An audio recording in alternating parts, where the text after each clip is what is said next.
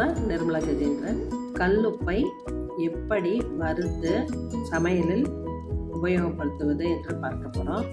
நம்ம கல்லுப்பை யூஸ் பண்ணுறது தான் ரொம்ப நல்லது.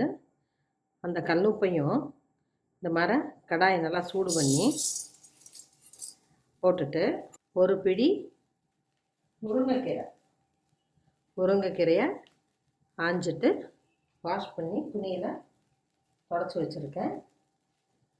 இதை போட்டுட்டு எவர் சில்வர் கரண்டி யூஸ் பண்ணால் கருப்பாயிரும். அதனால் நம்ம மரக்கரண்டியை போட்டிருக்கோம். இதை போட்டு நல்லா சடன்னு பொரியிற அளவுக்கு வறுத்துடணும்.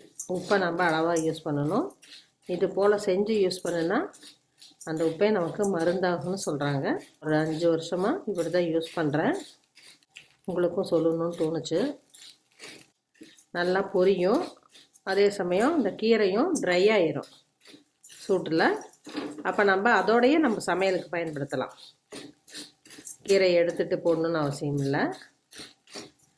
இந்த உப்பையவே ஆற விட்டு கொஞ்சம் மிக்சியில் பொடி பண்ணி தூளுப்பாக யூஸ் பண்ணுவேன். அப்படி பண்ணுறப்ப நம்ம தூளுப்பு வாங்கணுன்னு அவசியம் இல்லை.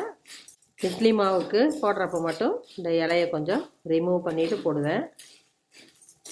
இரும்பு சட்டியில் வறுத்தா துருப்பிடிச்ச மாதிரி ஆயிடுது. நல்லா ஃப்ரை ஆகிடுச்சு, ஆஃப் பண்ணிடலாம். ரொம்ப கலர் மாறக்கூடாது, கொஞ்சம் மீடியம் ஃப்ளேமில் வச்சுக்கலாம். இப்போவும் ரோட்டில் சைக்கிளில் உப்பு கொண்டாந்து விற்கிறாங்க.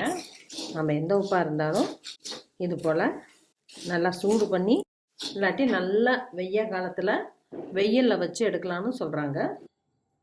நல்லா ஆடுறப்ப நல்லா பொடியாயிருச்சு, கீரை ட்ரை ஆயிருச்சு. அதனால் இது கெட்டு போகாது. ஆற விட்டி பீங்கான் ஜாரில் போட்டு வச்சுக்கலாம். கொஞ்சம் ஆறின விட்டி நம்ம எடுத்து ஊதுனோம்னா கீரையெல்லாம் வந்துடும். மாவுக்கு போடணும்னு நினைக்கிறவங்க, கீரை வேண்டான்னு நினைக்கிறவங்க இப்படி எடுத்துகிட்டு போடலாம்.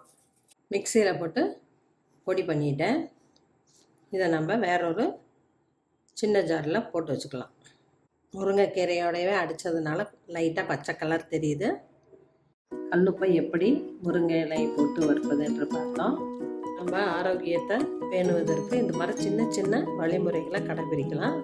பிடிச்சிருந்தா சப்ஸ்கிரைப் பண்ணுங்கள், ஷேர் பண்ணுங்கள். தேங்க்யூ.